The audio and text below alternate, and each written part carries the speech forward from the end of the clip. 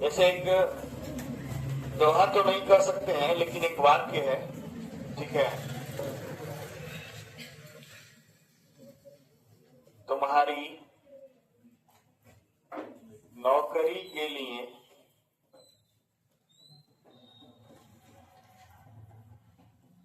कह रखा था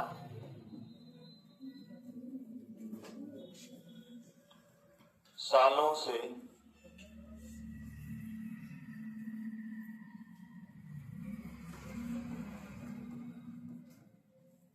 सालों से।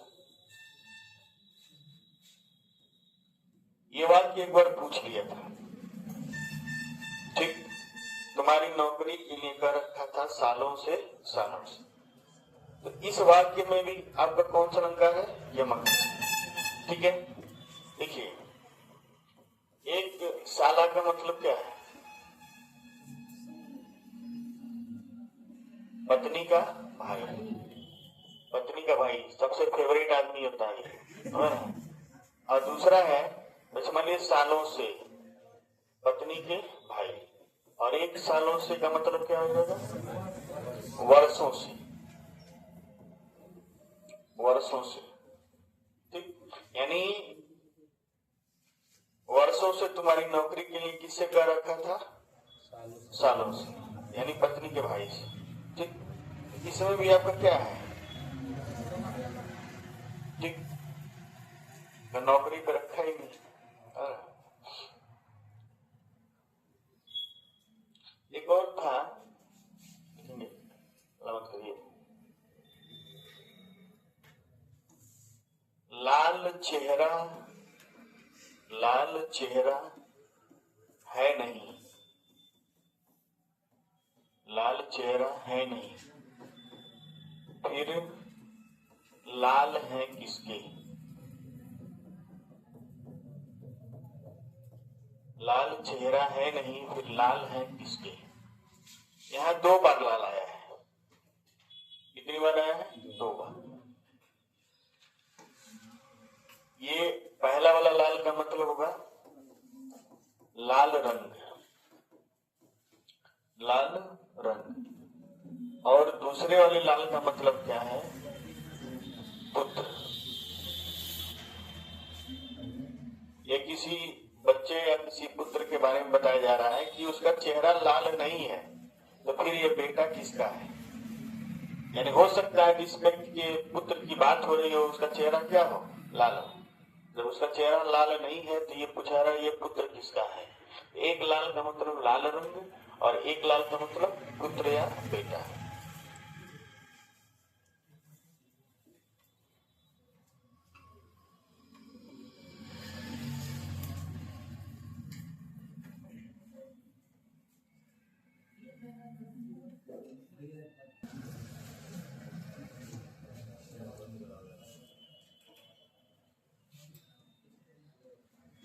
काली घटा का घमंड घटा, नभमंडल तारक वृंद खिले।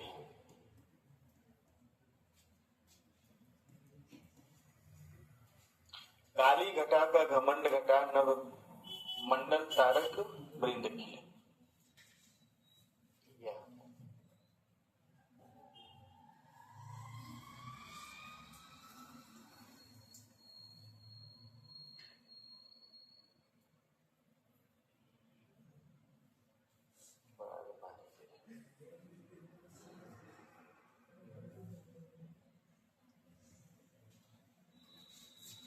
काली घटा का घमंड घटा।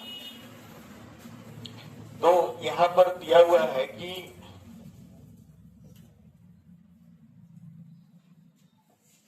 एक घटा यहां पर है और एक घटा यहां पर है।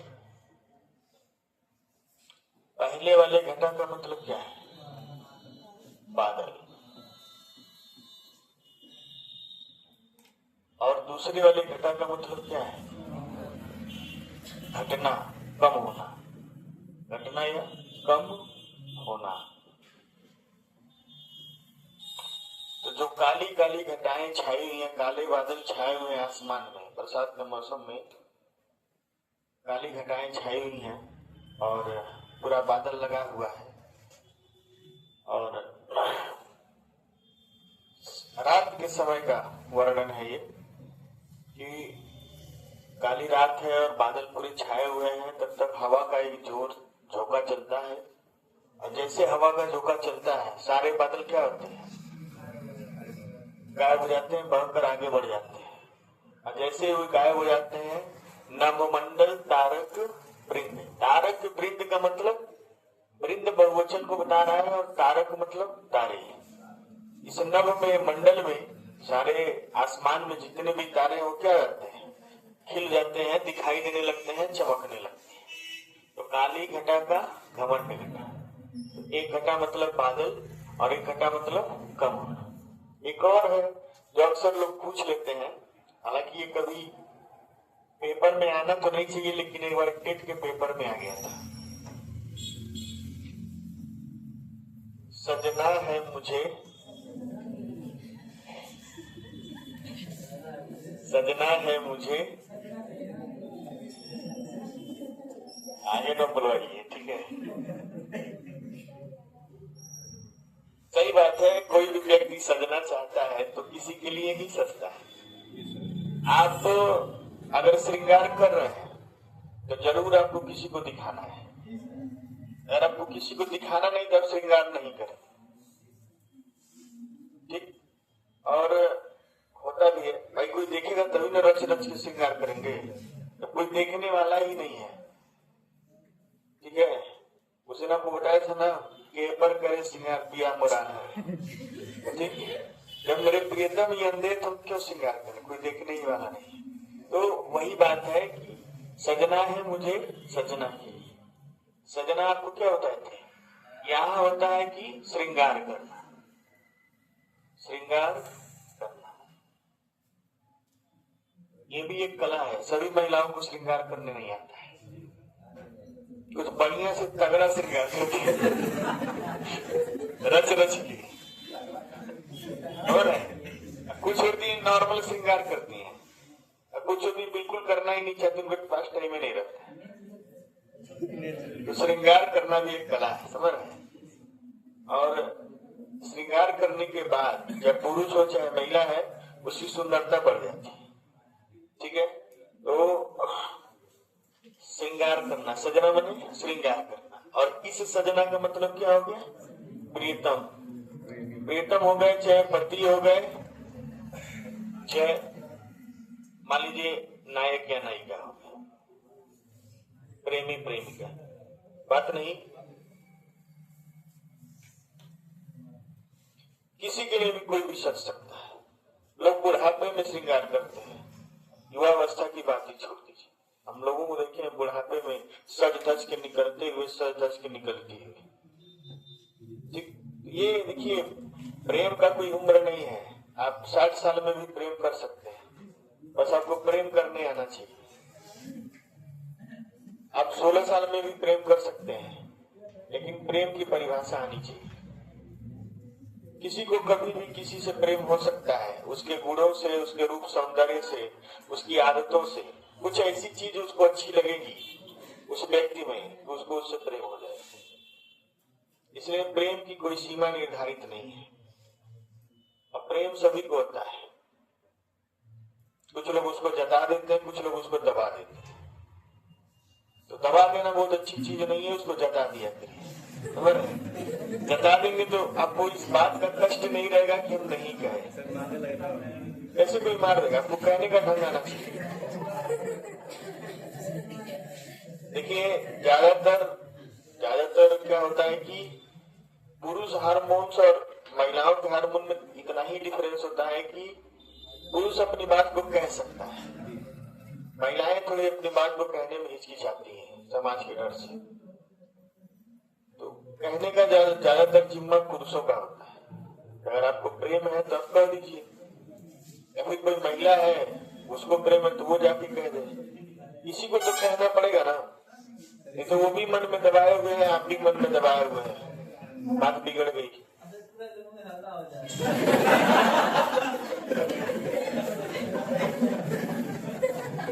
गांव में ये सब करने की क्या जरूरत है?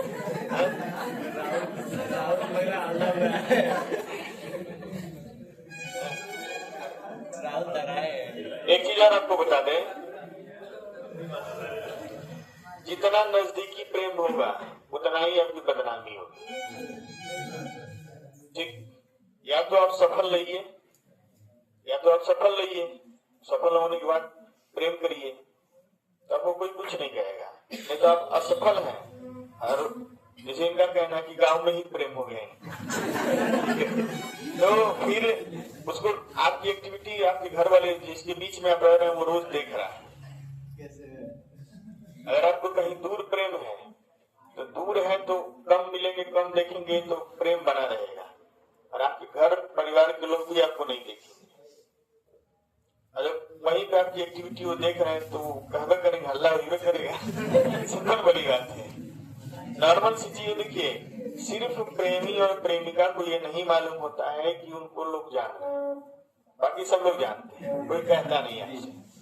आपकी एक एक एक्टिविटी, आपका तरीका, बोलने का ढंग सब कॉपी करते हैं, देखते हैं लोग। ये मत सोचिए कि नहीं कोई जानना, सबको जानता है। आपका व्यवहार बदल जाएगा, आपको पता नहीं चलेगा, बगल वाले को पता चलेगा। हमारे घर में तो ऐसे रहे सब बुआ के लड़के सब 2 मंजिल के ऊपर तीसरे जहाँ सीढ़ी वाला छत है उस पर चढ़ के मच्छर काटते रहे, कोई दिक्कत नहीं, बतियाना है। रात भर हमको ये नहीं सोचना पड़ता था कि पहरेदारी हो रहा है कि नहीं, पहरेदारी करते रहते थे सब, हो रहा है। उसके बाद मान लीजिए नहीं समझना है तो भाई मेरा भी मोबाइल बतिया लीजिए, ले जाओ बतियाओ। तो कहने का मतलब है कि ठीक है, सजना भी जरूरी है, बात नहीं। एक देवी है और एक देवता है, जिनके बारे में आप लोग जानते होंगे कि देवी का नाम है रति। रति के बारे में कितने लोग जानते हैं? कोई ऐसे हैं जो रति के बारे में नहीं जानते? देवी रति बताइए, गुड़िया बताएंगी? गुड़िया नहीं, प्रीति, आनेरेंद्र नाम भी भुला गए। प्रीति बताइए, देवी रति कौन थी? देखिए, आप पढ़ने नहीं आए, बस आप चीजों को जानने आए हैं। कल भी क्लास चलेगा आपका, लेकिन थोड़ा पहले शुरू कर देंगे, ठीक? हल्ला नहीं करिए, लेकिन कल क्लास चलेगा आपका। कल भी वही मान के चलिए 8 बजे से 10:30 पौने 11 बजे तक चलेगा। तो बताने की कोशिश करिए, देवी रति कौन थी राहुल? देवी रति रूप की देवी थी। किनकी पत्नी थी? कामदेव की। यानी रूप सौंदर्य के जो देवता थे वो कौन थे? कामदेव। और रूप सौंदर्य की जो देवी थी वो रति थी। तो रति की सुंदरता इस पूरे विश्व में महिलाओं में सबसे अच्छी थी। अगर उनके जैसा कोई सुंदर है महिला तो वो सबसे सुंदर है। और कामदेव तो मान लीजिए, काम मतलब होता है, काम का कई अर्थ है। काम का मतलब है कि आपको किसी से प्रेम है, और अपने प्रेम का जो भी आप कर रहे हैं, निर्वाह कर रहे हो या व्यक्त कर रहे हो या उसको निभा रहे हो, जो भी बात आप कही है उसी को काम कहते हैं। और उसी के जो देवता है वो क्या है? कामदेव। कामदेव को एक बार भस्म कर दिए थे कौन? शिव जी। दोनों इनकी पार्टी। कहा शिव जी, मोह माया से कोई मतलब नहीं, भले तू भी आप किए हो तो जब ईश्वर 2 शादी कर सकते हैं तो पुरुष क्यों नहीं कर सकते?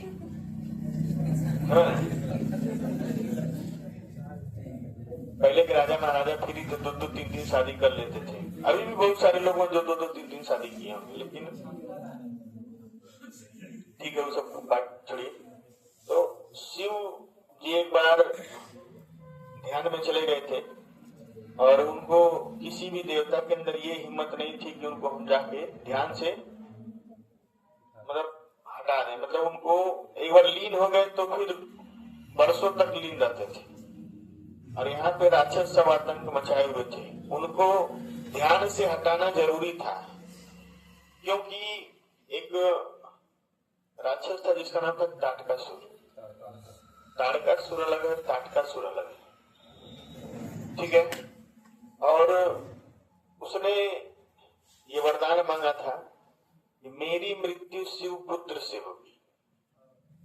शिव जी के तो पुत्र थे ही नहीं उस समय।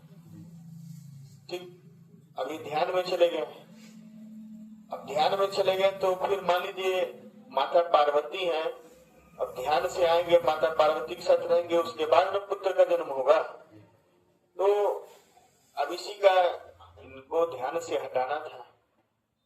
अब इसके लिए चुना गया कामदेव कि भाई आप जाइए, इनको मोह माया में लाइए। अगर ये मोह माया में नहीं आएंगे, परिवार में घुले मिलेंगे नहीं, अपने प्रेम को नहीं पहचानेंगे, तो न तो पुत्र की प्राप्ति होगी, न तो ये तारकासुर मरेगा। और सारे जो देवता थे स्वर्ग के, वो टेंशन में आ गए थे कि कैसे इससे हम लोग बचा जाए। इस स्वर्ग का सिंहासन खतरे में आ गया था। तो अभी नाचना गाना शुरू करते हैं, नृत्य वगैरह शुरू करते हैं, पूरा समा बांधते हैं, एकदम पूरी तरह से इतने निडर हो जाते हैं प्रेम में। ये भाई देखिए, जो आदमी प्रेम में रहता है, युद्ध में रहता है, तो कुछ भी सोचता पूछता नहीं है, पहले उसको पारित कर देता है। जो होना होगा, बाद में देखा जाएगा। तो अभी एकदम प्रेम में डूब गए, अब उनको बकायदे छेड़ने लगे। तो जब किसी का ध्यान टूटेगा और अधूरा टूटेगा तो उसको गुस्सा लगेगा, और जब गुस्सा लगा तो सीधे तीसरी आंख खोल दी, वही भस्म हो गए। जैसे भस्म हो गए, उनका कोई अंग नहीं बचा, तब उनका नाम पड़ गया अनंग। अंग नहीं है जिसके अनंग, कामदेव का। अब कामदेव तो भस्म हो गए, और उनकी जो रानी थी वो वियोग में चली गई, विरह में। कई युगों तक इंतजार की, तब जाके द्वापर युग में कृष्ण के पुत्र के रूप में पैदा हुए। कौन? कामदेव। प्रद्युम्न के रूप में पैदा हुए, यानी कामदेव का दोबारा जन्म हुआ। किसके रूप में? प्रद्युम्न के रूप में, श्री कृष्ण के पुत्र के रूप में। ये भी आशीर्वाद महादेव ही दिए थे। उसके बाद से सभी देवता मिलकर शंकर जी को कहते हैं कि भाई घर गृहस्थी में रहिए, पुत्र की प्राप्ति करिए। पुत्र की प्राप्ति कर लेंगे तभी इसका वो होगा, विनाश होगा। तो वही उनका जन्म होता है, जिसको सदानंद कहा जाता है, कार्तिकेय का। कार्तिकेय की कहानी जब आप लोग हम पढ़ा रहे हैं समाज वगैरह तो बताएंगे। 6 कृतिकाएं जो थी उनका सेवा की थी, तो उन्हीं कृतिकाओं के नाम पर उनका नाम पड़ा था कार्तिकेय। और 6 अलग अलग भागों में उनको बांट दिया गया था, ताकि एक दिन के लिए अलग अलग उनको लेकर माता का सुख प्राप्त कर सके। उसके बाद माता पार्वती उनको लेकर चली गई थी। तो 6 भाग हुआ था, तो उनके 6 मुख हो गए थे, जिससे उनका नाम सदानंद पड़ा है। तो उसी रति के बारे में इसमें कहा गया है कि रति की सुंदरता का वर्णन कैसे हुआ है। लिखेंगे आप लोग।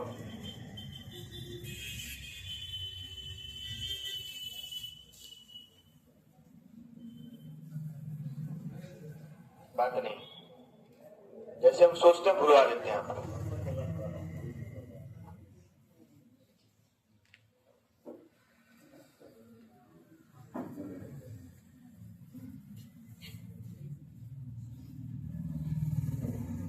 देखिए, एक बेनी कवि है, कहे कवि बेनी बेनी की चुराई लीनी। बात नहीं पीछे करिए। कहे कवि बेनी बेनी, ब्याल की चुराई लेनी। ठीक है। और रत्ती रत्ती शोभा सब, रत्ती के शरीर,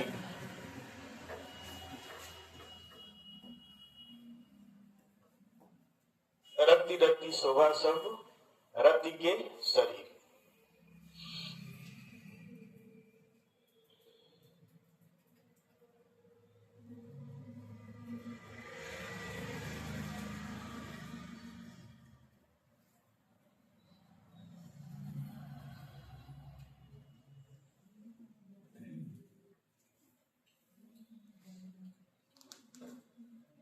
बात नहीं। महिलाएं चोटी बांधती हैं, क्या बांधती है? चोटी। चोटी आप लोग देखते होंगे नागिन की तरह होती है, जितनी चोटी लंबी होती है नागिन की तरह होती है। महिलाओं को नागिन नहीं कह रहे हैं, चोटी के बारे में बात कर रहे हैं। जिनकी चोटी लंबी होती है तो चोटी बांधती नहीं बहुत सारे लोग, ठीक है। अब शुरू हो गया, पता नहीं क्या क्या शुरू हो गया। तो बाप कट बीच में चला था। तो कहने का मतलब है कि पहले महिलाएं जब बाल बांधती थी छोटी बांधती थी, बीच में डबल छोटी भी चला था, समझ रहे? ठीक है। लेकिन प्राचीन समय से जो श्रृंगार चल रहा था उसमें महिलाओं के बाल लंबे होते थे तो उसको छोटी बांधती थी, बड़े बड़े बाल होते थे छोटी लंबी होती थी। तो एक कवि है बेनी। कवि कौन है? बेनी। एक बेनी का मतलब ये कवि है बेनी, ठीक। कवि का नाम है बेनी। अभी नहीं क्या, बेनी प्रसाद वर्मा, ठीक है। और एक बेनी का मतलब क्या है?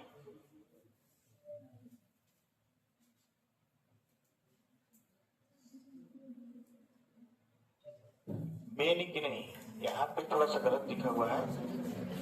ब्याल की चुराई लेनी, ब्याल की चुराई लीनी, बात नहीं। दूसरे बेनी का मतलब होता है चोटी।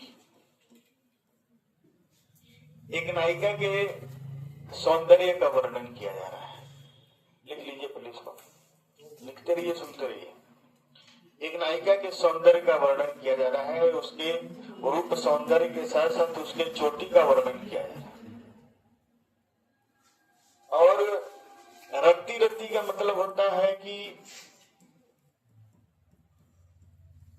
बोलते हैं ना रत्ती भर, वो रत्ती का मतलब होता है थोड़ा। नहीं, रत्ती रत्ती का मतलब होता है थोड़ा थोड़ा थोड़ा थोड़ा। और एक रत्ती का मतलब क्या है? कामदेव की पत्नी, कामदेव की पत्नी, सुंदरता की देवी।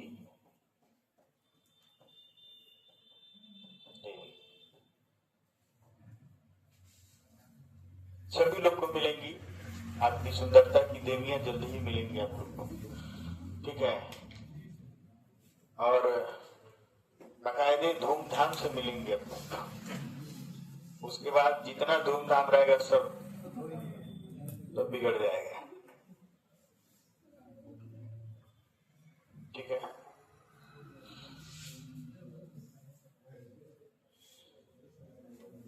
बात नहीं।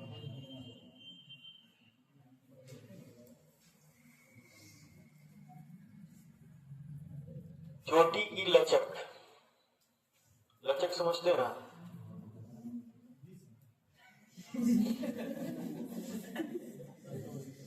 एक बेनी कवि है, वो कहते हैं कि उसके नायिका के रूप सौंदर्य का वर्णन करते हुए कहते हैं कि देखिए आप पहली बात तो बतिया मत करिए, या तो आप बतियाइए तो मुझे बोलने दिया, ठीक। बहुत मेहनत से पढ़ाना पड़ता है इस चीज को, और आप लोग डिस्टर्ब कर देते हैं एकदम आपको। सारा बात आपको यही करना रहता है, औरतों वाला गुड़ पान रखे हैं।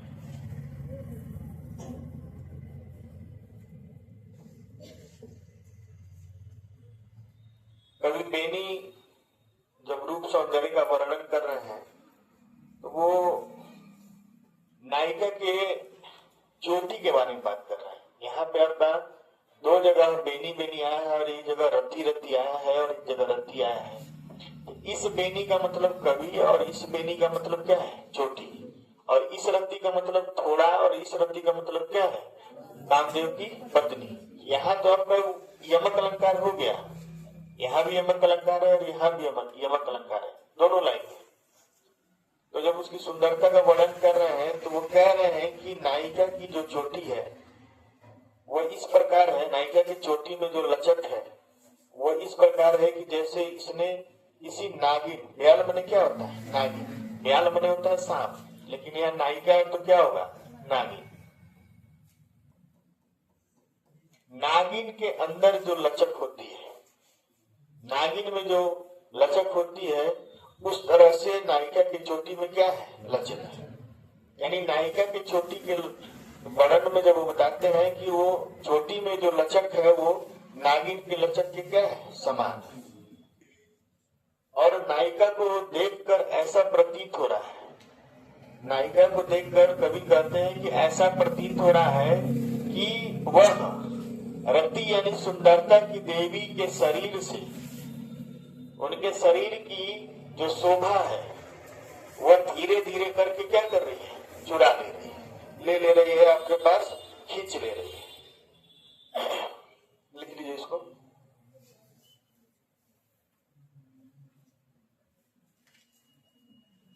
देखो लिखिए,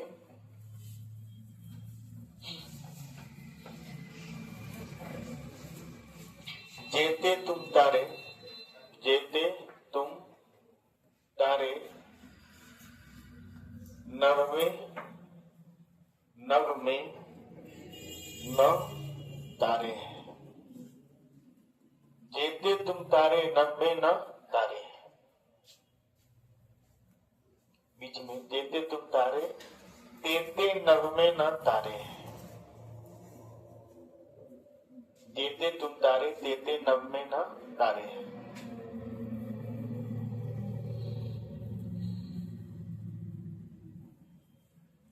यहाँ ईश्वर की विशेषता का वर्णन किया गया है, ईश्वर की बड़ाई की गई है, ईश्वर के बारे में बताया गया है कि हे ईश्वर, जितने लोगों को तुमने क्या किया है? तार दिया है। तारे मतलब तार दिया। तार दिया समझ रहे ना? तार दिया मतलब क्या किया? उद्धार कर दिया। बोलते ना हमको तार दीजिए, आइए और हमको क्या करिए? तार दीजिए। जैसे आप लोग आके हमको क्या किए? तार दिए। ठीक है, इसी तरह तार दिया मतलब उद्धार किया। ठीक। और एक तारे का मतलब क्या है? तारे, आसमान के क्या होते हैं? तारे। हे ईश्वर, तुमने उतने लोगों का उद्धार कर दिया है जितने की आकाश में क्या है? तारे भी नहीं। यानी जितने आकाश में तारे, उससे भी ज्यादा लोगों का क्या कर दिया? उद्धार कर दिया।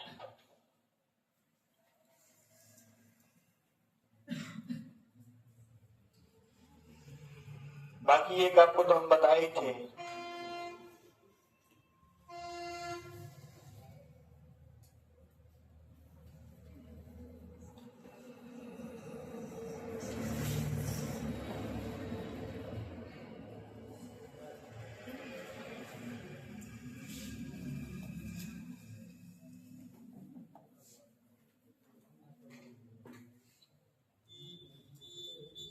लेकिन एक और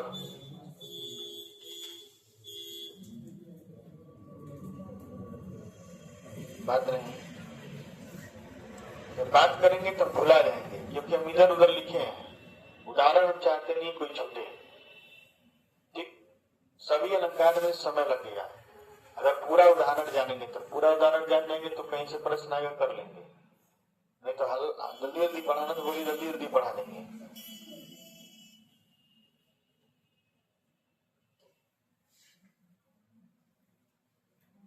लिखिए,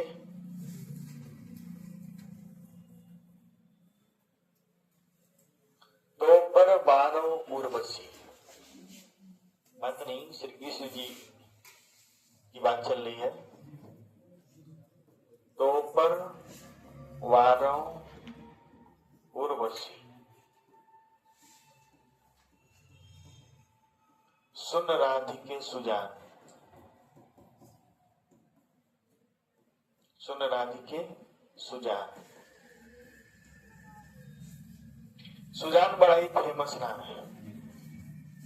ठीक है, सुजान एक ऐसा फेमस नाम है जो एकदम रीत काल में एक कहर ढा के रखा था। सुजान नाम की जितनी भी महिलाएं रही हैं, वो अपने प्रेमियों को रीत काल में बहुत ज्यादा धोखा दी है। जिसमें एक घनानंद का प्रेम भी है, आपको बताए थे। अब याद हो या ना हो, लेकिन मैं बता दे रहा हूं। घनानंद जो थे मुगल दरबार में थे, और वह मुगल दरबार में क्लर्क थे। क्या थे? क्लर्क। लिखा पढ़ी का काम करते थे, कविताएं भी लिखते थे और गाना बजाना भी करते थे। ठीक, गाना बजाना उनका होता रहता था। इस चीज के लिए फेमस थे कि वो क्लर्क हैं, साथ ही साथ वो गा बजा भी सकते थे, इसके लिए भी वो जाने जाते थे। और उसी मुगल दरबार में एक नर्तकी थी। नर्तकी, आप लोग भी मान लीजिए स्टेज पे डांस वांस होता है तो अपने आप को रोक नहीं पाते, स्टेज पे कूद के चले जाते, तो नर्तकी वैसे ही मान लीजिए नृत्य करती है और तरह तरह की उन सब की यादाएं होती हैं, जिससे आप लोग क्या होता है, प्रभावित हो जाते हैं। ठीक है, होना भी चाहिए। तो नर्तकी थी, तो पूरे दरबार में जब नृत्य करती थी तो सबको अच्छा लगता था। अच्छा गाती भी थी, अच्छा नाचती भी थी, लेकिन घनानंद से प्रेम भी करती थी और घनानंद भी उससे बहुत ज्यादा प्रेम करते थे। लेकिन वहां मर्यादाएं थी, एक बंधन था, सीमा था कि कहीं अगर राजा को पता चल गया तो मेरे लिए दिक्कत हो जाएगी, मेरी नौकरी चली जाएगी, मेरा नाचना गाना बंद हो जाएगा, खर्चा पानी कैसे चलेगा। जो भी हो, जिस चीज के लिए फेमस है वो बंद हो जाएगा तो दिक्कत होगा। कुछ दरबारियों को ये अच्छा नहीं लगा। बहुत सारे दरबारी जो है भाई जानते ही, एक आदमी प्रेम करता है तो 10 के उसके क्या होते हैं, दुश्मन खड़े हो जाते हैं। ये नहीं कि वो भी उसको प्रेम करता है, क्यों प्रेम कर रहा है ये भी अच्छा नहीं लगता है। तो बाबूलाल बहुत सारे दुश्मन हो जाएंगे। आप प्रेम करके देखिए, देखिए कैसे खड़े हो जा रहे हैं, आपके घर वाले आपके दुश्मन बन जाएंगे। ठीक, तो ऐसे ही घनानंद के बहुत सारे दुश्मन हो गए। ठीक, अब घनानंद को ये बात मालूम नहीं था, वो तो प्रेम करते थे, अपने काम में लीन रहते थे। एक दिन की घटना है कि दरबारी सब जलन के मारे, जब इनका प्रेम बढ़ने लगा तो दरबारी जलन के मारे इनसे कहे कि शासक से, मुगल दरबार में राजा से कहे कि इसको कहिए नृत्य करने के लिए, सुजान को कहिए नृत्य करेगी और ये क्या बोलते हैं, गाना बजाना करेंगे। मतलब आपके जो ये हैं घनानंद, ये गाएंगे और उनके गाने पर ये क्या करेंगे, नृत्य करेंगे। तो ये मना करते हैं। ये वैसे बहुत पॉपुलर गवैया नहीं थे, लेकिन गाते थे। अब ये मना करते हैं, दरबारी करते हैं सब कि राजा साहब देखिए आपकी बात मना की जा रही है।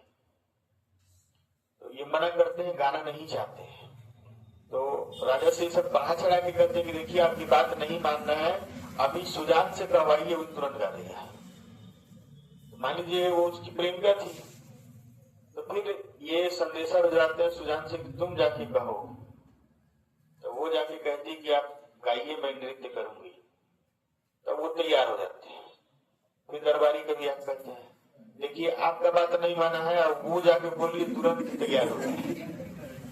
भाई प्रेम है तो मानना ही पड़ेगा, प्रेम में तो बात मानना ही पड़ेगी, तो प्रेम बिखर जाएगा। अब प्रेमी या प्रेमिका की बात कैसे टाली जा सकती है, नहीं टाल पाते। आपको किसी से प्रेम है तो आप उसकी बात टाल ही नहीं सकते। उसका बुरा भी आपको अच्छा लगेगा, उसका अच्छा बहुत अच्छा लगेगा। और आपको किसी से नफरत है, उसका अच्छा भी बुरा लगेगा, बुरा तो बहुत खराब लगेगा। ये होता है। अब वो दरबार शुरू हुआ और ये नाचना शुरू की और ये गाना शुरू की। नाच गाना चलता रहा, नाच गाना चलता रहा, बढ़िया गाए और बढ़िया नृत्य भी की। पूरा दरबार बढ़िया से देखा। फिर दरबारियों को नहीं अच्छा लगा, भाई उनका प्रेम है, जुगलबंदी सही थी, फिर नहीं अच्छा लगा। तो जाके वो बोले सब, राजा साहब देख रहे हैं आपकी तरफ पीठ करके गा रहा है और उसकी तरफ मुंह करके गा रहा है। ये मतलब कलाकार की तरफ मुंह करके नहीं गाएगा तो कलाकार कैसे समझ के नृत्य करेगा। अब वहां चढ़ा दिए सब। तो राजा का ऐसा है, तुम बार बार मेरी बातों का अवहेलना करो, तुम मेरे दरबार से निकल जाओ। तो कहते हैं कि मुझे निकाल दीजिए, लेकिन मेरे साथ सुजान भी जाएगी। और सुजान वहां लोक लज्जा के डर से क्या करती है, मना कर देती है। अब जैसे वो मना करती तो इनको विश्वास ही नहीं था कि जिसको हम इतना प्रेम कर रहे हैं वो अचानक से इतना बदल जाएगी। अब वहीं पे उनका क्या होता है, मन चित्त टूट जाता है, और वहीं वो कहते हैं ठीक है नहीं जाओ, मैं जा रहा हूं।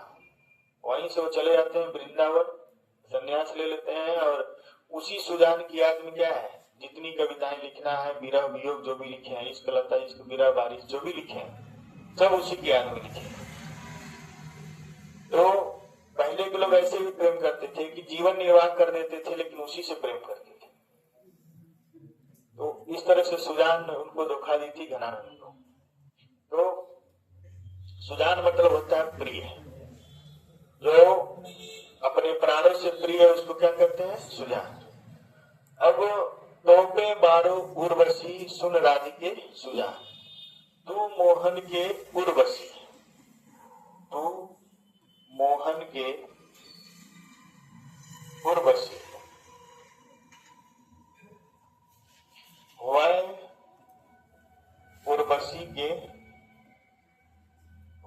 उर्वशी के समान। सबसे पहले तो आप जानिए उर्वशी के बारे में। पिछले दिन आपको बताए थे उर्वशी और रंभा और मेनका, और भी लोग थे लेकिन ये फेमस थे लोग। उर्वशी, रंभा और मेनका, ये 3 अप्सराएं थी। कहाँ की अप्सराएं थी, स्वर्ग की। बारी बारी से धरती पर भी आती थी और लोगों को लुभा के चली जाती थी। जैसे विश्वामित्र पहले राजा थे, बाद में गुरु हुए, बाद में साधु हुए। तो विश्वामित्र जब साधु हो गए थे, उसके बाद मेनका जो आई थी, अपने जाल में इनको लपेट कर इनको इतना मोह माया में डुबा दी थी कि ये इनसे विवाह कर लिए। विश्वामित्र मेनका से विवाह कर लिए, सब कुछ भूल गए, क्या हमको तप करना है, क्या मेरा धर्म है, सब भूल गए थे इनके रूप सौंदर्य को देखते। तो और इनके विवाह के बाद शकुंतला का जन्म होता है। जब शकुंतला का जन्म हो जाता है, बच्चे का जब जन्म हो जाता है, तो पति पत्नी के बीच में थोड़ी सी दूरी आ जाती है बच्चे की वजह से। माता जो होती है वो बच्चे को लगती है ध्यान देने, पति को ध्यान देना बंद कर देती है। और यहाँ पे दोनों के बीच में एक कली आ जाने से क्या होता है, एक गैप हो जाता है। ठीक, जब शकुंतला का जन्म हो गया तो मेनका को याद आया कि मुझे तो स्वर्ग में रहना, मेरा जीवन स्वर्ग में बीतेगा। उनको उसकी चिंता खाने लगती है, प्रेम खत्म हो गया, जो भी मोह माया था सब समाप्त हो गया। विश्वामित्र को याद आने लगा कि भाई हम तो गृहस्थ जीवन के लिए नहीं है, हम तो साधु हैं, महात्मा है, तो फिर गृहस्थ जीवन में क्यों आ गए।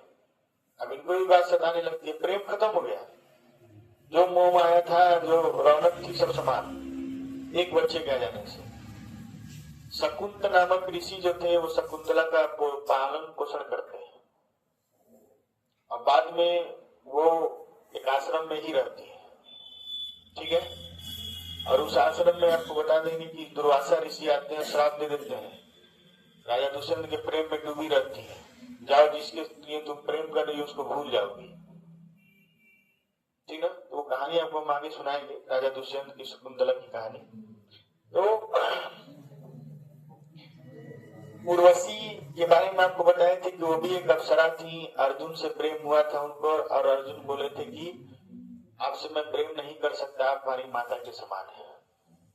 वो नाराज हो गई थी, गुस्सा हो गई थी, और श्राप दे दी थी कि तुम 1 साल के लिए क्या हो जाओ, नपुंसक बन जाओ। तो इस तरह से रंभा भी एक थी। ये लोग अप्सराएं थी, नृत्य करती थी और अति सुंदर थी, किसी को भी अपने मोह माया में फंसा लेती थी। आज भी बहुत सारे लोग हैं जो इस तरह के हैं। ठीक है, और अगर नर्तकी को ये नहीं आता है कि वो अपने मोह में किसी को फंसा ले, तो फिर उसके नर्तकी होने का कोई मतलब नहीं। अगर आप अपने क्रियाकलापों से, अपने तरीकों से, अपनी अदाओं से किसी को लपेट नहीं पा रहे हैं, तो फिर आपको मतलब कुछ नहीं है। तो, तो यहाँ उर्वशी की बात हो रही है। ये तोपे बारो उर्वशी, इस उर्वशी का मतलब क्या है? उर्वशी अप्सरा।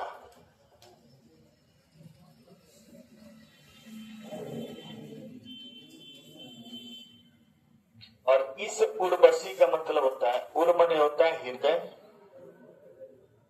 और वशी मतलब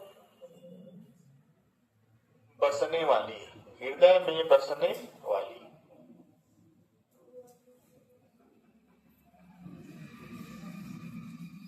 और इस उर्वशी का मतलब है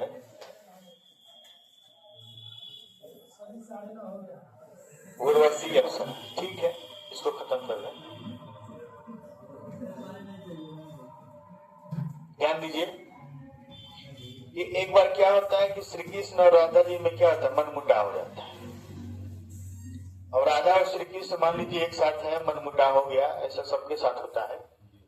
मनमुटाव हो जाता है और थोड़ा सा आदमी गुस्सा आ जाता है, तो जाहिर सी बात है कि अगर एक गुस्सा आएगी तो दूसरा मनाने वाला चाहिए, तब तो वो प्रेम आगे बढ़ेगा। होना भी चाहिए, एक गुस्साए दूसरा मनाए, तभी तो गुस्साने और मनाने का मजा है। अगर हम मना नहीं सकते हैं तो फिर आपका कोई मतलब नहीं है। तो राधा किसी बात पे नाराज हो जाती है, या फिर मान लीजिए कुछ कहे होंगे श्री कृष्ण, तो नाराज हो जाती है, तब उनको श्री कृष्ण मनाना शुरू करते हैं। कैसे मनाते हैं उसके बारे में बताएंगे। राधा को क्या क्या कहकर, क्या क्या संबोधन करके मनाते हैं, क्या क्या दुलराते हैं, और क्या क्या मतलब प्रेम करके बताते हैं, इसके बारे में यहाँ कहा गया है। तो यहाँ भी देखिए उर्वशी है और उर्वशी। यहाँ उर्वशी का मतलब उर्वशी अप्सरा, और इस उर्वशी मतलब हृदय में बसने वाली। और तीसरे उर्वशी का मतलब क्या है, उर्वशी अप्सरा। वो कहते हैं कि हे प्रिय राधे, हे प्रिय राधे, तुम इतनी सुंदर हो, तुम इतनी अच्छी हो, मना रहे हो उनको। ठीक है, कि तोपे बारो उर्वशी, तुम इतनी सुंदर और तुम इतनी अच्छी हो कि तुम पर मैं उर्वशी अप्सरा को क्या करूंगा, वार कर दूंगा, न्यौछावर कर दूंगा। मैंने उर्वशी अप्सरा तुम्हारे आगे क्या है, कुछ भी नहीं, यानी उनकी सुंदरता का वर्णन कर रहे हैं। तोपे बारो उर्वशी, सुन राधिके सुजा, हे प्रिय राधे, तुम इतना सुनो कि तुम इतनी अच्छी और तुम इतनी सुंदर हो कि तुम पर मैं उर्वशी अप्सरा को भी क्या करूंगा, न्यौछावर कर दूंगा, वार कर दूंगा। ठीक है, तू मोहन के उर्वशी, तुम जो मोहन माने मेरे श्री कृष्ण के, उर्वशी मतलब हृदय में बसने वाली हो, तुम मेरे हृदय में बसने वाली हो, वह उर्वशी के समान, तुम मेरे हृदय में बसने वाली हो, तुम मेरे लिए उर्वशी अप्सरा के ही क्या हो, समान। समझ में आ रहा है कि नहीं आ रहा है? ठीक है, अब इसको बंद करिए, 9:30 हो गए, जिस तरह से कहे थे। अल्लाह नहीं, अभी यमक अलंकार खत्म नहीं हुआ है, ठीक है, कल देखिए खत्म हो जाए तो अच्छी बात है, नहीं होगा तो कोई बात नहीं, अगले दिन होगा।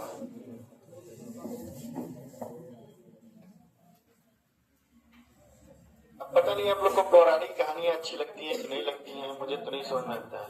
मेरा मन करता है तो हम सुना देते हैं। फाल्गुन महीना भी चल रहा है कि नहीं चल रहा है, चल रहा है ना, ठीक, बात नहीं।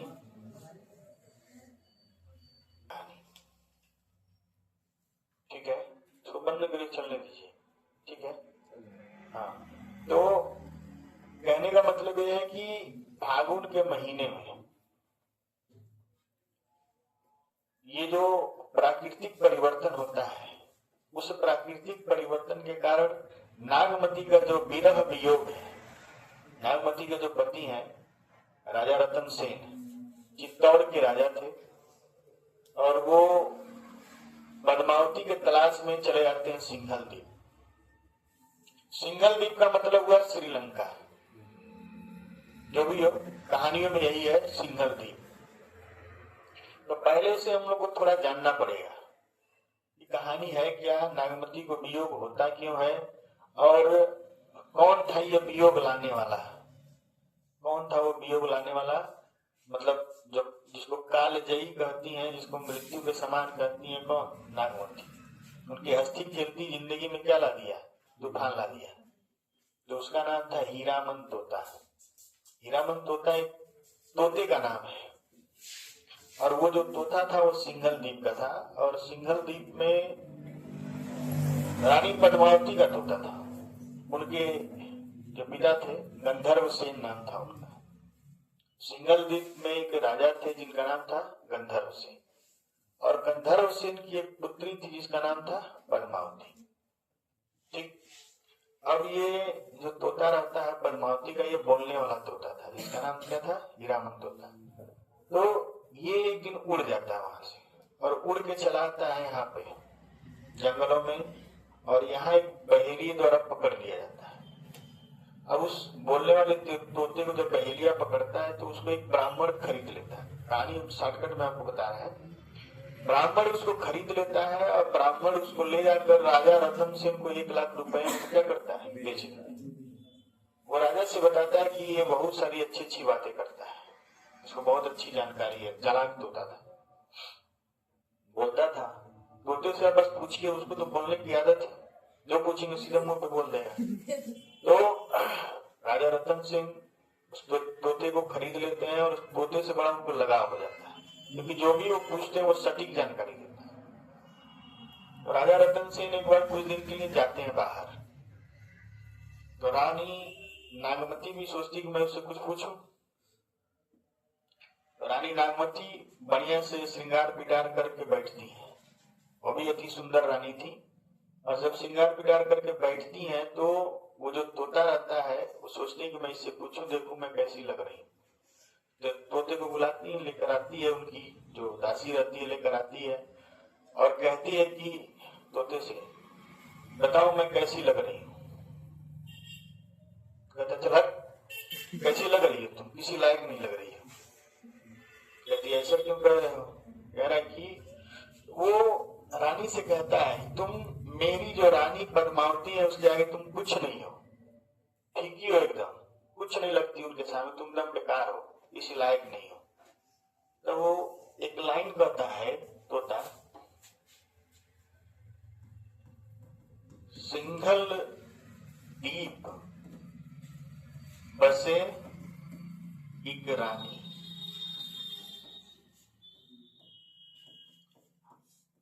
तुमरी जैसी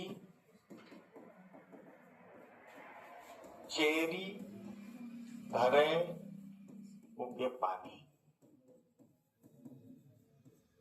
अब एक लाइन और भी है कि सिंघल द्वीप में एक मेरी रानी है, हमारी देश की जो है वो क्या है, रानी है, रानी पद्मावती। तो सिंघल द्वीप बसे एक रानी, तुमरी जैसी चेरी, चेरी मतलब नौकरानी, चेला चपाटी, तुम्हारी जैसी लोग वहां क्या है, नौकरानी है, उसके सामने क्या बढ़ती है, पानी बढ़ती है, तुम्हारी कोई औकात नहीं है उनके सामने।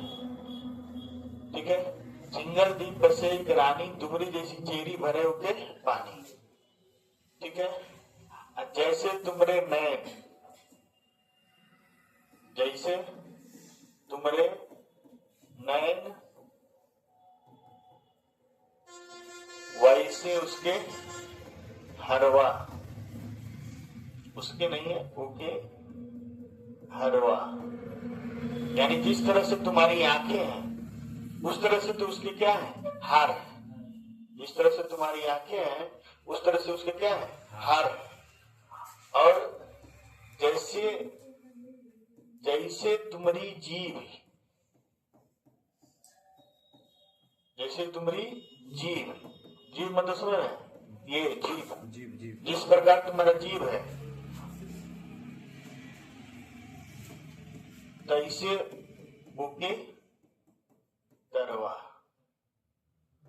यानी जैसी तुम्हारी जीव है, तरवा मतलब पैर का तलवा, यानी जैसे तुम्हारी जीव है वैसे तो उसके पैर का क्या है, तलवा है, यानी उसके सामने तुम क्या हो, जीरो, कुछ नहीं। अब रानी नागमती सुनती है तो सोचती है कि हम ही सबसे सुंदर हैं, और ये अपनी रानी के बारे में इसी बात बता रहा है, तो गुस्से से क्या करती है, लाल हो जाती है। जब गुस्से से लाल हो जाती तो वो अपने दासी से कहती है कि ले जाओ इसको मार के, और जब तक इसकी आंख निकाल कर मेरे पैर में नहीं रगड़ोगी तब तक हम गोप भवन में बैठे रहेंगे, बाहर नहीं निकलेंगे। तो दासी लेके तो जाती है तोते को, लेकिन मारती नहीं है, क्योंकि उसको डर था कि ये राजा रतन सेन का तोता है, अगर कहीं बाद में पता चल गया इनके गुस्से की वजह से हम न लपटा जाए। ठीक, बोले जाके उसको छुपा देती है, दूसरे पक्षी का आंख निकाल के लाके इसको दे देती है। अब रतन सेन कुछ दिन बाद आते हैं तो सबसे पहले तोते को खोजते हैं। तोते खोजते तो नहीं पाते हैं, रानी को फोन में कुछ बोलती नहीं है, तो जब सबको डांटते बोलते हैं तो ये दासी लाके तोता दे देती है। और जब तोता को लाकर दे देती है तो तोता अपने साथ हुए पूरे घटना को क्या करता है, बता देता है। अब राजा जो थे वो रानी से क्या चिढ़ जाते हैं, अगर पूरी बात बताता है तो पद्मावती के बारे में भी राजा से पूरी बात बता देता है। अब राजा जब पद्मावती के वर्णन को सुनते हैं तो भाई कोई भी पुरुष जो है वो स्त्री के बारे में सुनेगा तो जरूर चाहेगा कि हमारी पत्नी बने, हमारी रानी बने। अब राजा जो है उसी तोते के कहने पर पद्मावती को खोजने के लिए भिखारियों वाला, जोगियों वाला वेश बना लेते हैं और जोगी वाला वेश बना कर चल देते हैं पद्मावती की खोज में। अब पद्मावती की खोज में जाते हैं तो ये नागमती से थोड़ा भी वो नहीं करते हैं, हम कब तक आएंगे कब तक नहीं आएंगे। नागमती को राजा से क्या था, प्रेम था। नागमती को इस बात का पता चल जाता है कि मेरे जो पति है, जो मेरे प्रियतम है, वो किसी और स्त्री के प्रेम में पड़ गए और उसी के प्रेम में वियोग में क्या बन गए, जोगी बन गए। जब जोगी बन गए हैं तो अब मेरे तरफ बिल्कुल ध्यान नहीं दे रहे हैं। अब उसको ये पता चल गया था कि अब इनको मुझसे प्रेम नहीं है, किससे प्रेम है, पद्मावती से। और यही बार बार दुख उसको क्या करता है, सताता है। कोई भी नारी है अगर उसको पता चल जाए कि उसका जो पति है किसी और से प्रेम कर रहा है तो उसके बहुत ज्यादा पीड़ा होती है, बहुत दुख होता है। नारी के पुरुषों को भी दुख होता है, लेकिन नारी के दुख का वर्णन है तो दुख तो बहुत ज्यादा होता है, एक एक चीज को सोच के दुखी होती है। अगर मान लिया फागुन के महीने में सब होली खेल रहे हैं, खुशी तो है, लेकिन ये खुशी उनको इसलिए दुखी कर देती है कि अगर मेरे प्रियतम होते तो हम भी उनके साथ क्या करते, होली खेलते। तो उनके न रहने से उनके लिए होली क्या है, खुशी के बदले क्या होगी, उदासी वाला। विरह वियोग में इस तरह से जल रही है, विरह वियोग में इस तरह से जल रही है और उसी में होलिका दहन की बात आ जाए तो उनको ऐसे लगता है कि होलिका दहन उन्हीं का हो रहा है, उन्हीं के शरीर को जलाया जा रहा है। मलिक मोहम्मद जायसी जो थे वो रानी नागमती के वियोग का जब वर्णन कर रहे थे तो उस महीने के होने वाले एक एक घटनाओं के, प्राकृतिक घटनाओं से कैसे रानी नागमती को पीड़ा पहुंचती थी वो उसको बताया जाता था। यानी उनको पूरी तरह से इस बात का ज्ञान था कि भारतीय संस्कृति में किस समय क्या मनाया जाता है, किस समय क्या होता है। पीले पत्ते पड़ जाते हैं, इस समय क्या होता है, पतझड़ शुरू होने वाला है, पतझड़ शुरू, बसंत आ गया, पतझड़ शुरू होने वाला है। तो ऐसी स्थिति में क्या होगा, पत्ते जो हरे पत्ते हैं वो क्या पड़ेंगे, पीले पड़ेंगे। तो हर पत्ते पीले पड़ेंगे तो रानी कहती है कि उसी तरह मेरा शरीर भी पीला पड़ गया है। किसके याद में, राजा रतन सिंह। ठीक है, फिर भी आपको मैं बताऊं कि रानी नागमती को इस बात की आशा है कि मेरे प्रियतम आएंगे। वो कहती है कि दोहा कहती है कि कागा चुन चुन खाइयो, कागा चुन चुन खाइयो,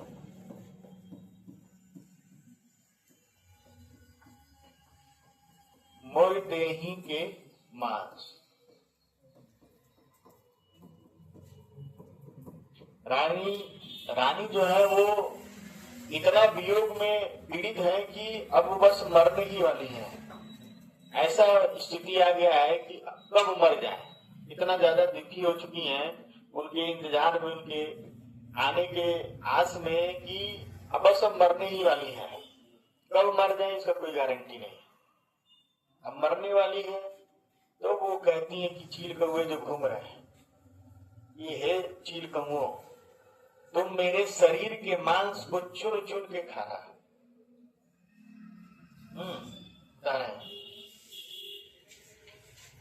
उसके बाद कहती है दो ही नैना मत खाइयो, दो ही नैना मत खाइयो, मोहे पिया मिलन की आस। वो आज भी कहती है कि भले ही हम मर जाएं इंतजार करते करते, चील कौओं से कहती है भले ही हम मर जाएं इंतजार करते करते, लेकिन जब तुम मेरे शरीर के मांस को चुन चुन के खाना तो सिर्फ मेरे दो नैनों को मत खाना। रिक्वेस्ट कर रही है, निवेदन कर रही है कि मेरे जो दोनों नैन है उसको मत खाना, क्योंकि मुझे अब भी आस है कि मेरे प्रियतम आएंगे और मैं इन आंखों से उन्हें देखूंगी। तो आप समझ सकते हैं कि कितनी ज्यादा पीड़ित है। और पद्मावती को इस बात का भनक भी नहीं है कि मेरी वजह से कोई डिस्टर्ब है। तो सही बात है कि राणा रतन सेन जो थे वो रानी नागमती से अत्यंत प्रेम करते थे, लेकिन जब ये तोता उनको पूरी बात बता देता है कि पद्मावती इतनी सुंदर है, इतनी बूढ़ी है, तो कहीं ना कहीं इनका भी ध्यान क्या होता है, भंग हो जाता है। वो मिलने के लिए ही चल देते हैं। उनका ये प्लान रहता है कि हम मिलने जाएंगे, वहां पे उनसे विवाह का प्रस्ताव रखेंगे, शादी करके अपने यहाँ लाएंगे। और यही सब बात देखिए, जब आदमी सामने होता है तो समझ में आता है, जब सामने नहीं रहता है तो दिमाग में तरह तरह की बातें आती है। और अगर आपका कोई प्रिय है तो आप अच्छा बात सोचेंगे नहीं, हमेशा सोचेंगे बुरा हुआ है उसके साथ। अपना कोई प्रिय है तो आप उसके साथ अच्छा ही नहीं सोच पाएंगे। आपको लगेगा कि दूर है, हो सकता है कहीं उसका चोट न लग जाए, गिर न जाए, घाव न लग जाए, बिछड़ न जाए, अच्छा चीज नहीं सोचेंगे आप, क्योंकि आपको उससे क्या है, प्रेम है। दूर जाने का डर है, भय है, इस वजह से आप खराब सोचते हैं। तो अब रानी से दूर चले गए हैं रतन सेन, तो उनको इस बात का बड़ा दुख होता है कि पता नहीं क्या हो रहा, कहाँ होंगे, कब आएंगे, कुछ गारंटी, कोई सूचना नहीं है। अब जैसे जैसे दिन बीत रहा है उससे उनका टेंशन क्या हो रहा है, बढ़ रहा है। तो आपको पहले हम दोहा निकाल दें, ठीक है। अब इससे आगे हम नहीं ला सकते, ठीक। पूरा मजा ही किरकिरा कर दिया। ध्यान देंगे, झकोरा मतलब झकझोर कर क्या कहना, बहना। और चौगुन मतलब चौगुना, और शिव मन क्या होता है, शिव। जाई नहीं सहा, जाई नहीं सहा मतलब सहा नहीं जा रहा। तन जस पियर, पियर मने पीला, बात मने पत्ता, भा मने हो गया है, मोरा मने मेरा, यही पर मने उस पर, बिरह दे झकझोरा, ये लाइन सही है, ठीक है। दरिवर झरई झरई बन ढाका, भाई अनंत फूल भर साका, करई वनस्पति, ये मने हृदय, हृदय से, उल्लासु मने उल्लास करना, आनंदित होना। मोह कह भा जग दून उदासु, उदासु मने सब कुछ उदास है, दून मने दूना उदास, दोगुना उदास। भागु करई, भागु करई मतलब होली खेलना, भागु करई मने होली खेलना, रंग गुलाल लगाना, होली खेलना। सब चांचर जोड़ी, जोड़ी मने होता है जोड़ी, युगल, दो जोड़ी। चांचर क्या होता है, ठीक है। चांचर एक, कोई बताएंगे चांचर के बारे में?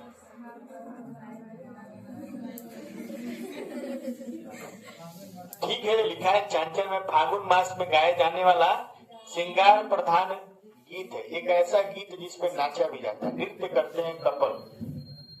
जोड़ियां जो है इस गीत को, ये श्रृंगार रस्म होती है ये गीत, इस गीत को गाकर वो जोड़ियां क्या करती है, नृत्य करती है, नाचती है, ठीक। तो फागुन पवन झकोरा बहा, फागुन के महीने में जो पवन का झकोरा बहता है, अचानक तेजी से बहता है, बड़ा तेजी से बहता है, तो चौगुन चौगुन शिव जाय नहीं सहा। रानी नागमती एक तो वियोग में है और वियोग में उनको कोई भी प्राकृतिक बदलाव बड़ा कठिन लगता है।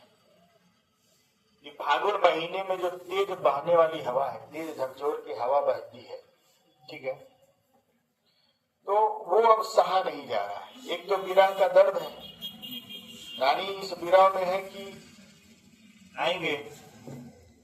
दूसरा चीज ये है कि वियोग में अगर ये तेज हवा बह भी रहा है तो उनको ज्यादा तेज लग रहा है। चौगुन शिव जाय नहीं सहा, मतलब जो शीत है वो 4 गुना हो गया है और अब मुझसे अब सहा नहीं जा रहा है। एक तो हमको विरह वियोग का दर्द है, ऊपर से ये शीतलहर है, न ठंडी है न गर्मी है, अब ये शीतलहर हमसे बर्दाश्त नहीं हो रहा है।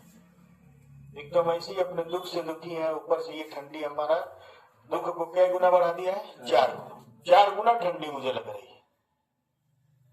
हो रहा तन जस पियर पात भा मोरा।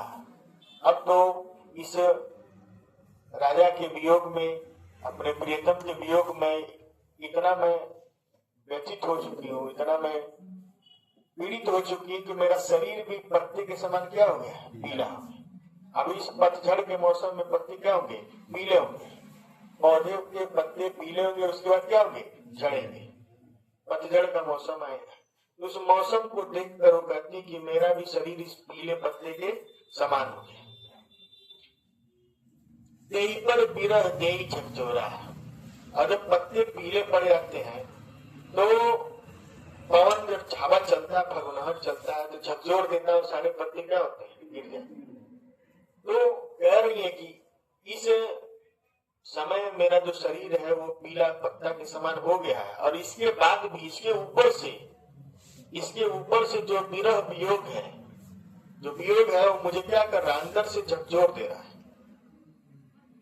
जैसे पीले पत्ते को हवा झकझोर देता है, पीले पत्ते क्या होते हैं, झड़ पड़ते हैं, गिर पड़ते हैं, उसी तरह से मेरा शरीर जो है वो वियोग में क्या पड़ गया है, पीला पड़ गया है। और ये जो विरह की अग्नि है, वियोग है, जो अपने प्रियतम को पाने की आस है, ये और भी हमको क्या कर रही है, झकझोर दे रही है। प्रकृति के जितने भी परिवर्तन है, उसी प्रकृति के परिवर्तन से नागमती के वियोग को क्या किया गया, मलिक मोहम्मद जायसी जोड़े हैं और जोड़ के बताए हैं कि देखिए प्रकृति में हो रहे बदलाव से रानी नागमती के विरह वेदना पे क्या प्रभाव पड़ता है, कैसे कैसे वो बदलता है, कैसे कैसे वो बढ़ता जाता है। उनका जो दुख है, विरह है, वो कैसे कैसे बिगड़ रहा है। तैवर झन ही बन ढाका। सारे पेड़ पौधे क्या है, फूल पत्तियां क्या है, झड़ झड़ के क्या हो गए, ढाका। जंगल के ढाक के समान में, ढाक में 3 ही पत्ते बचे रहते हैं, पूरे पत्ते क्या हो गए, झड़ गए। तैवर झरई बन ढाका। भाई अनंत फूल भर शाखा। शाखा माने शाखाएं, टहनी। फूल भरी का मतलब होता है फूलना और फलना। अनंत का मतलब होता है लग जाना, लग गए।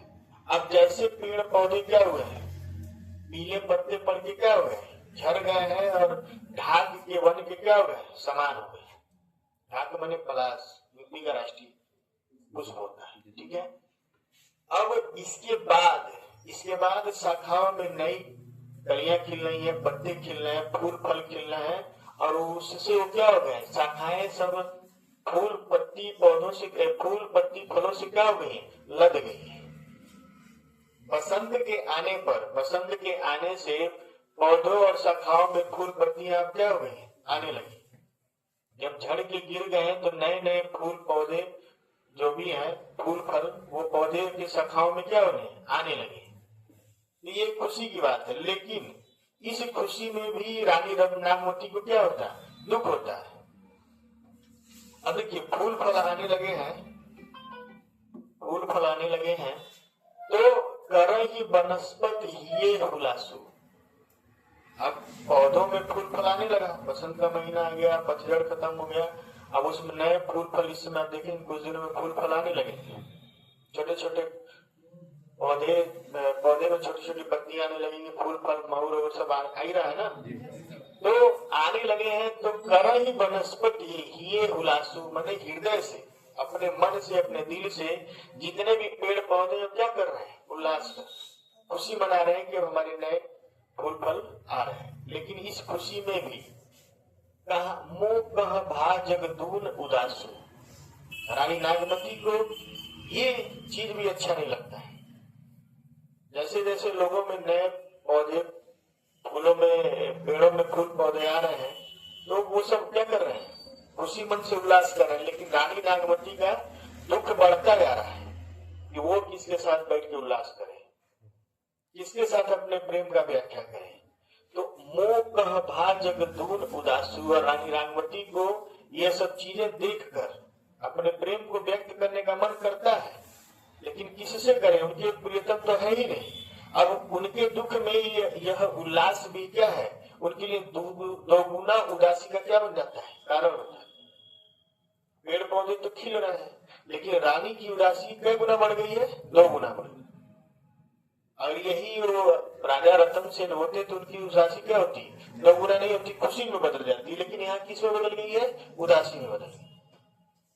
भाग करें सब चांचर जोड़ी, सभी जोड़ियां जो है, सभी जो युगल है, जो पति पत्नी है, प्रेमी प्रेमिका है, नायक नायिका है, जिसकी जो भी जोड़ी है, सभी लोग भाग करें मतलब होली खेल रहे हैं, एक दूसरे को रंग गुलाल लगा रहे हैं, एक दूसरे से होली खेल रहे हैं। सब चांचर मतलब सब लोग नृत्य कर रहे हैं, श्रृंगार रस के नृत्य कर रहे हैं, उसको गा रहे हैं, उसको क्या कर रहे हैं, नाच रहे हैं। और ये सब देख के उनका मन क्या हो रहा है, दुखी हो जा रहा है कि अगर रतन सेन, राजा रतन सेन होते तो मैं भी उनके साथ होली खेलती और मैं भी उनके साथ नृत्य के गीत गाती, चांचर गाती। लेकिन अब ऐसा सौभाग्य उनको मिल नहीं रहा है। तो जाहिर सी बात है कि किसी प्रेमी युगल को ये देखेंगे तो इनका दुख और क्या हो जाएगा, बढ़ जाएगा। मोहि तन लाई दीन जस होरी, और मोहि मने मेरा, तन मने क्या होता है, शरीर, लाई मतलब दीन मने दिया, जस मने जैसे, होरी मने होलिका, होरी मने होलिका। अब उनको ऐसा लग रहा है कि मेरा शरीर ऐसे जल रहा है वीरा से कि होलिका को मेरे ही अंदर क्या किया गया है, बिठा दिया गया।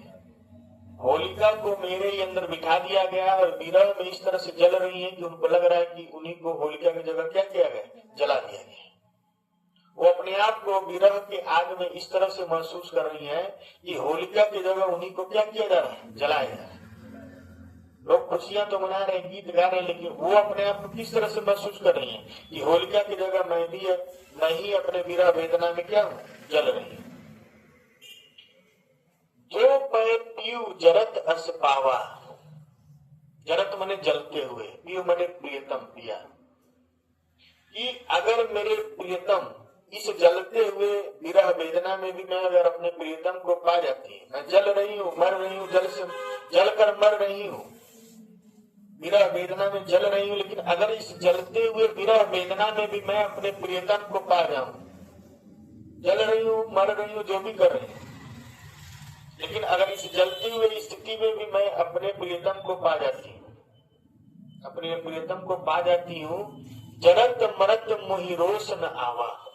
तो जरत मरत मने जल कर मरते हुए भी, मोहि मने मुझे, रोष मने होता है क्रोध, गुस्सा, न आवा।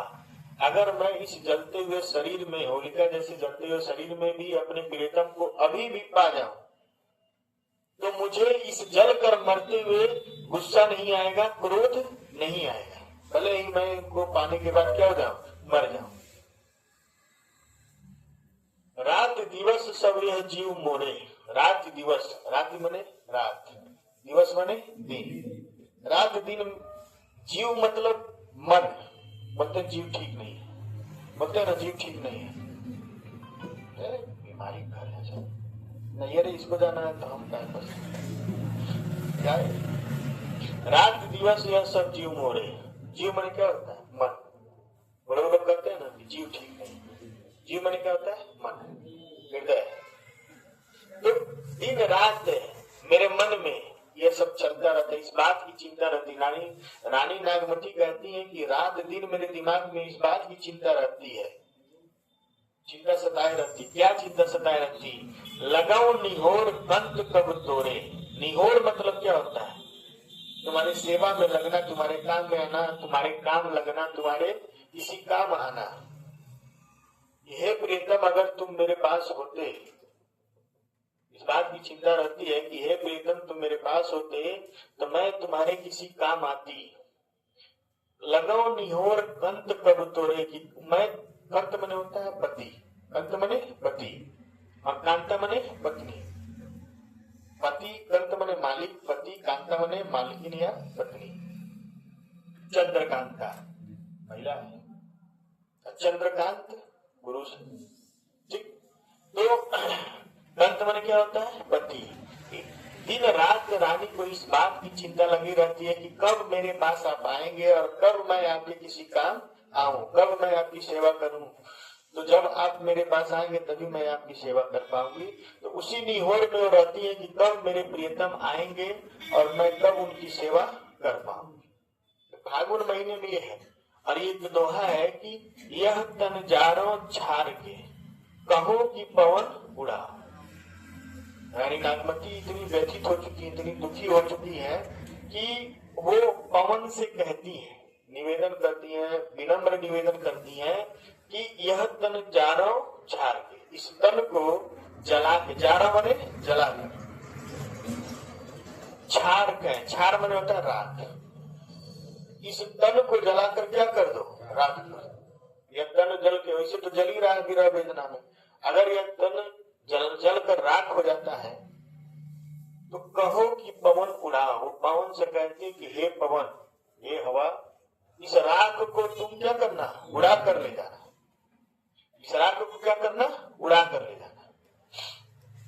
मग ते ही मार्ग, मग मन होता है शायद, मग मन क्या होता है शायद। मग आपको पढ़ाएंगे जब अलंकार में आगे बढ़ेंगे तो मग मन होता है शायद। ते ही मार्ग, उसी मार्ग, ते मने उसी, मार्ग मने रास्ते। उनको लगता है, कहती है कि इस शरीर को जलाकर राख कर देना और हे पवन इस राख को तुम उड़ा कर ले जाना, उसी मार्ग पर उड़ा कर ले जाना। मग ते ही मार्ग, उसी मार्ग पर उड़ा कर लेके जाना। उड़ पड़े मतलब उसी मार्ग पर उड़ा कर तुम लेकर जाना। कंत धरे जहाँ पाओ, कंत मन क्या होता है पति, जहाँ मेरे प्रिय पति रतन सेन अपने पांव को धरे, उसी मार्ग पर मुझे लेकर उड़ाकर चले जाना। ये है रानी नागमती का फागुन माह का वियोग वर्णन। बहुत जल्दी जल्दी हम आपको बताएं, समय न होने की वजह से। कल हम आपको बताएंगे चैत, चैत नहीं है तो चैत का होता है, ठीक है, नहीं तो बोलिए बता देंगे। कल हम लोग अलंकार पढ़ेंगे, अगले शनिवार को चैत का पढ़ेंगे, तब तक चैत आ भी जाएगा।